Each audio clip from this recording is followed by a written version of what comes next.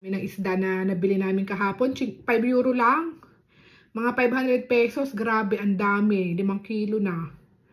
Mura doon sa napupuntahan namin isda. Ayan, oh. Kain tayo. Wow.